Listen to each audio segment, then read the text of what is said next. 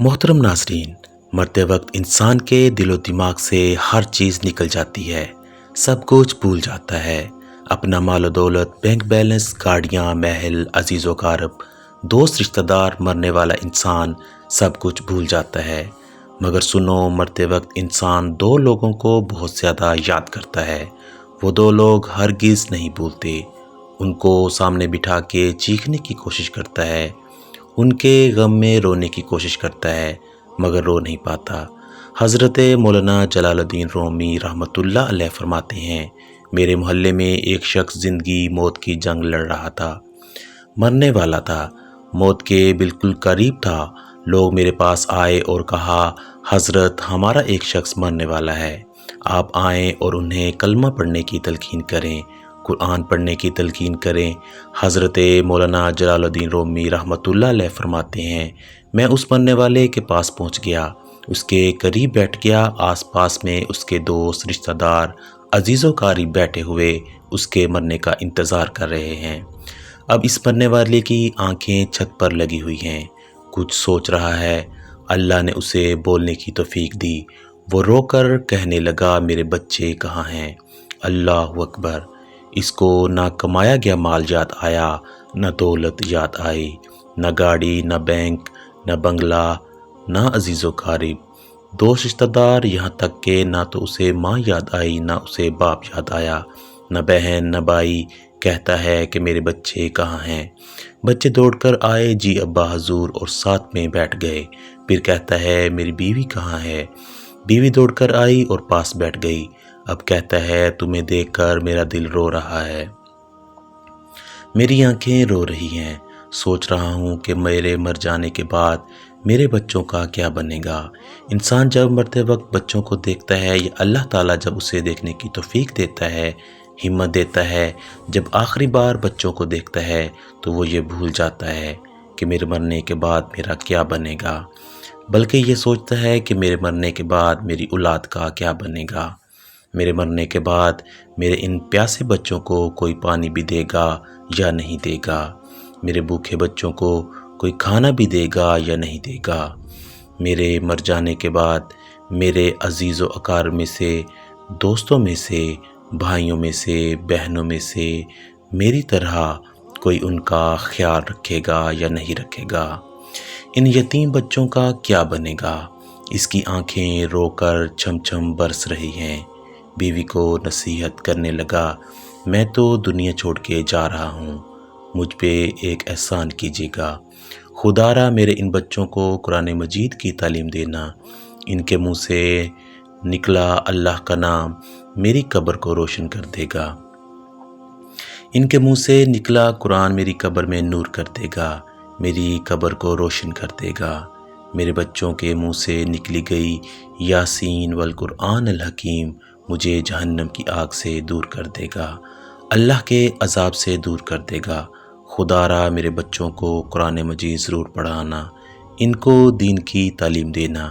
میں ہاتھ جوڑ کے تمام بھائیوں کے آگے گزارش کرتا ہوں، آپ بھی اپنے بچوں کو قرآن مجید پڑھائیں، اپنے بچوں کو دین کی تعلیم دیں۔ تم نے وہ واقعہ نہیں سنا جب حضرت سیدنا موسیٰ علیہ السلام کا ایک قبرستان سے گزر ہوا، آپ نے دیکھا کہ قبرستان کی ایک قبر کے اندر مردے کو دردناک عذاب دیا جا رہا ہے، وہ مردہ عذاب میں مبتلا ہے، اس کی قبر جہنم کے گڑھوں میں سے گڑھا بنی ہوئی مردہ عذاب میں مبتلا ہے، چیخو پکار کر رہا ہے۔ حضرت سیدنا موسیٰ علیہ السلام آگے چلے گئے۔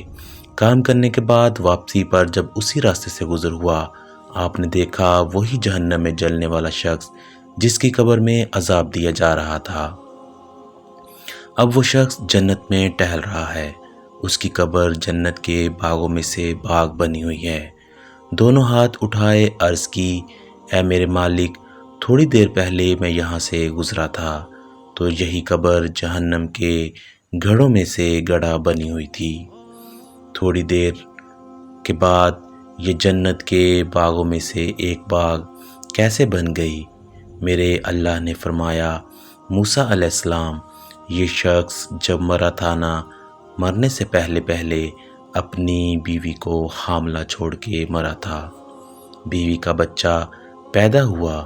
بچہ جب بڑا ہوا تو اس کی بیوی نے بچے کو مسجد میں بھیجا، مکتب میں بھیجا۔ معلم نے اس کے بچے کو بسم اللہ الرحمن الرحیم پڑھائی۔ اللہ اکبر!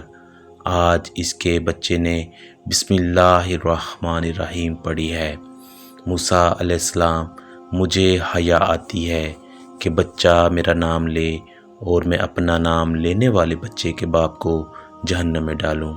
یہ میری رحمت گوارا ہی نہیں کرتی، اس لیے کہتا ہوں اپنے بچوں کو قرآن مجید کی تعلیم دیں۔ اگر تم چاہتے ہو کہ تمہاری قبر روشن ہو جائے، عذاب تمہارے قریب بالکل نہ آئے، تو اپنے بچوں کو قرآن مجید کی تعلیم دینا۔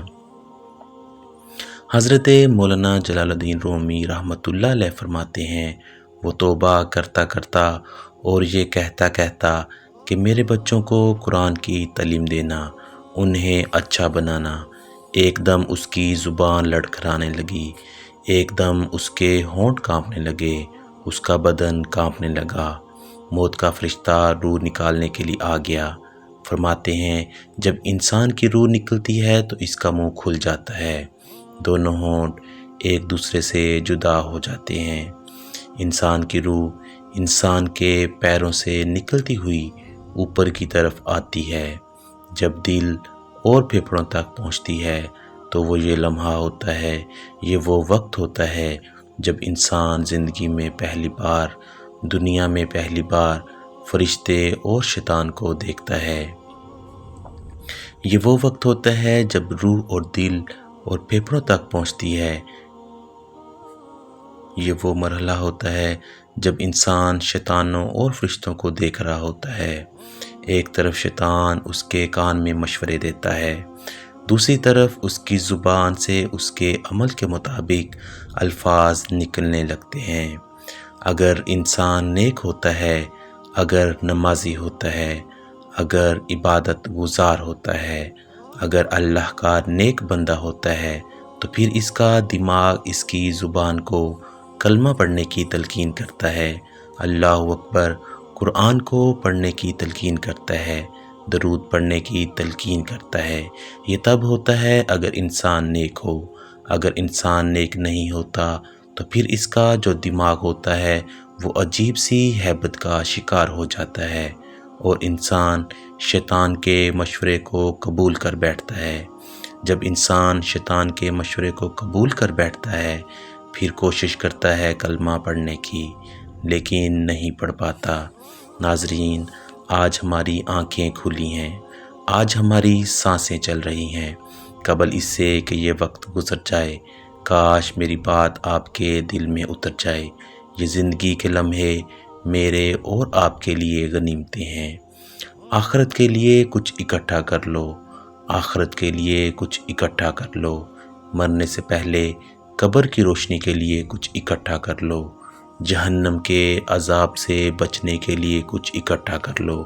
معلوم نہیں پھر فرصت ملے نہ ملے، معلوم نہیں پھر یہ زندگی کے لمحے ملے نہ ملے۔